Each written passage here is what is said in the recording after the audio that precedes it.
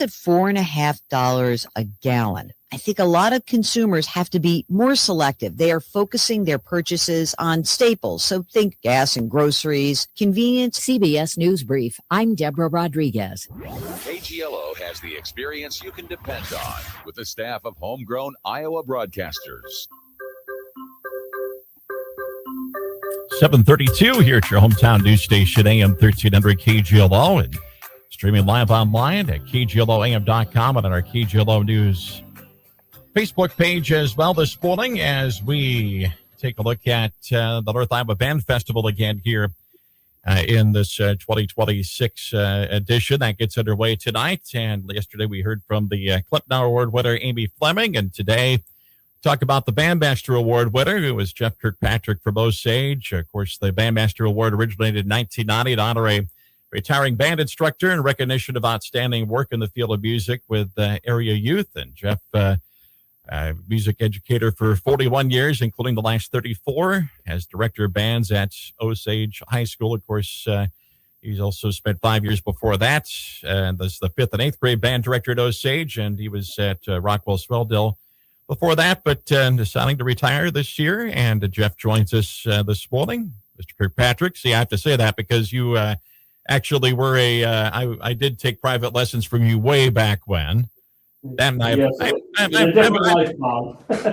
In a different life, you and I were a teacher-student relationship. So yes, way different life. No, but obviously wrapping things up this year after 41 years of music education, and just talk about being the Bandmaster Award winner first of all. Well, I'm really honored to be awarded this. Spent a lot of years doing the love of my life, teaching music and teaching band and working with students and helping students become better musicians and better people. And the connection with the North Iowa Band Festival is important to me. When I taught at Rockwell, my first teaching job, I started actually after Christmas in 1985. That band had a lot of tremendous pride in street marching, and I learned a lot in my time there from all of those students and how to do things and about excellence. So that was an awesome experience. Then here in Osage, speaking of the band festival, the high school band had not been participating in the North Iowa Band Festival for some years. So when I became director of bands, that's one of the things I pursued with my students and asked them about, and we quizzed them and talked to them and say, is this something we'd like to start doing? And they agreed that we should start doing that again. That'll be awesome. We decided here to go every other year just because of the extreme demands on students at the end of the year. And they were more than willing to put in the work to make that happen. It's been a wonderful experience marching at Band Festival when the weather's nice, of course. Because you never know. Well, we talked about that at, of course, Jeff and I both perform the Mason City Municipal Band, and we also help put this thing on every December called Tuba Christmas as well. And we were talking last night, there have been some good band festival. Well, we were just talking about the weather in general. What's the weather going to be like on Saturday? And we've had some good, great band festival weather conditions, and we've had some not so much. Yes, and as looking ahead, as Bob has talked about already with me last night, looks like we'll be okay on Saturday. So that'll be great. Marching bands do not really need hot weather to have a good day that day, especially if we're all wearing uniforms. And so a moderate temperature day and not a lot of sun is just fine. We want folks to be comfortable, come out and watch, and we want the bands to be comfortable to go through the parade. So it's all part of the package. Now, let's go back to focus on you.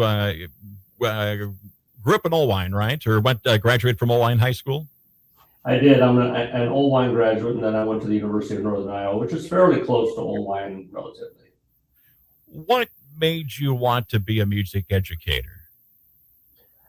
So I've been playing piano since I was first grade. My grandmother had a degree in Grandma Kirkpatrick had a degree in piano. from Upper Iowa University, Upper Iowa College in the day. So there's this been huge music influence in my family from that side since growing up. So when it came time for band, I joined band and I was playing cornet and playing that. And we had moved a little bit and then we moved back to Oline. So I was in junior high, and my junior high band director is Doug McFarland.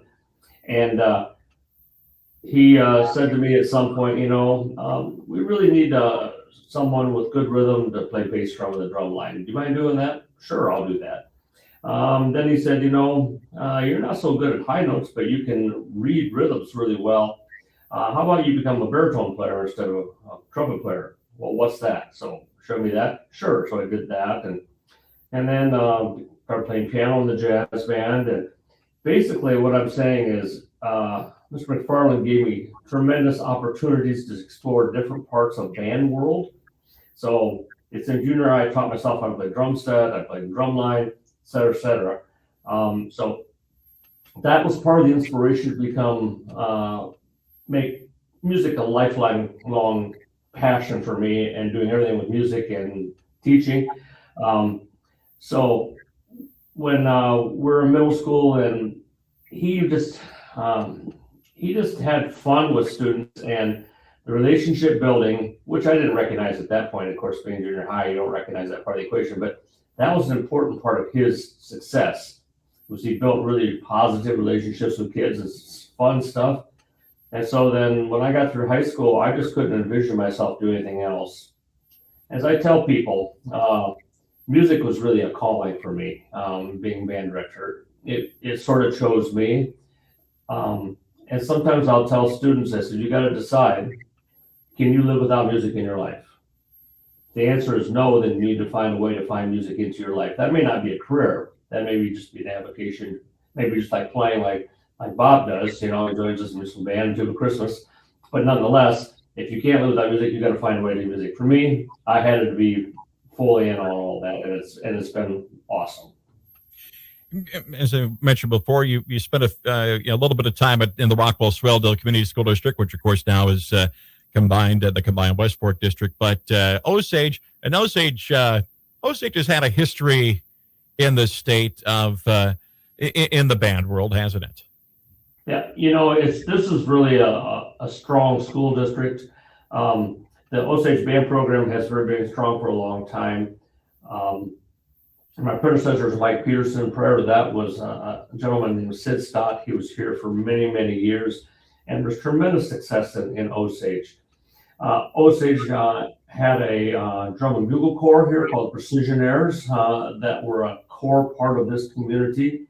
The community embraces success, and so they helped become a very successful drum and bugle corps, very successful band program, very successful things that we do here at Osage schools. That's why I've made the rest of my career here, because I like being part of a successful group and successful this system, and it's very supportive here. The Osage Band has earned a Division I state large groups consecutive since 1956. I am a part of that, but that was well established before I was on the ground, and so it's tremendous.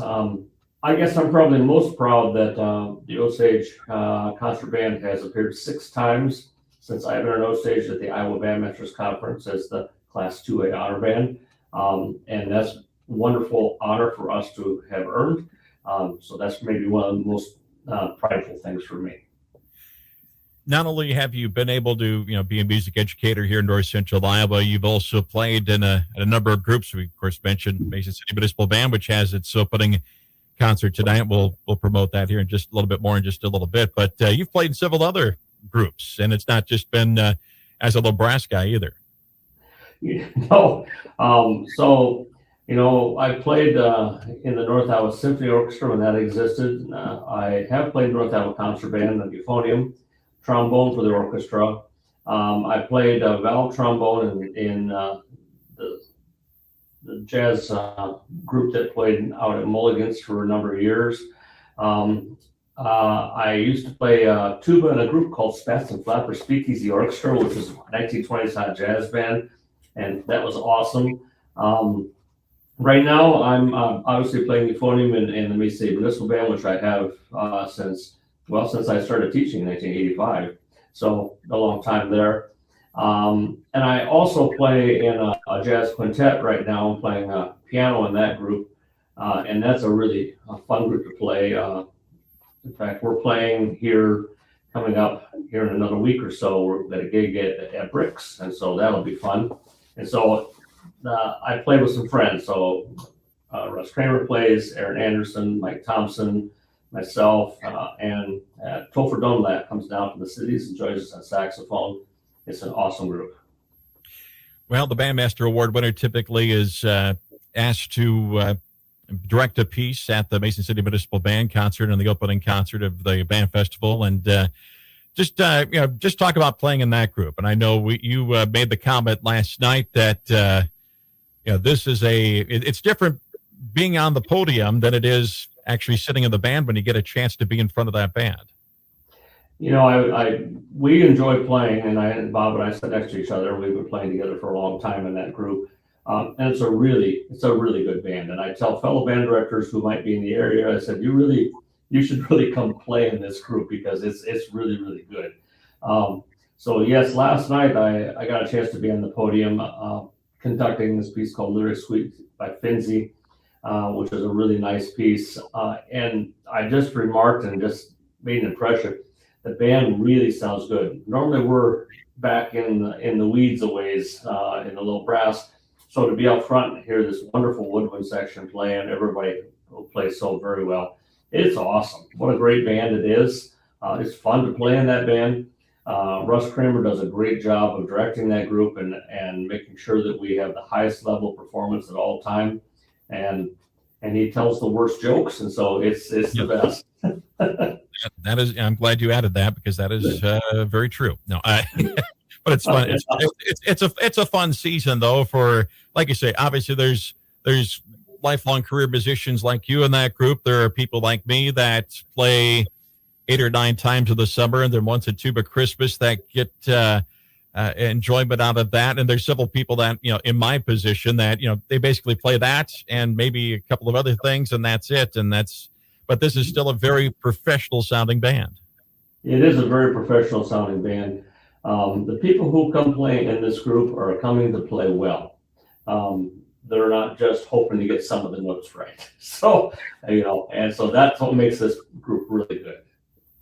What's the big retirement plans after you get done up at Osage?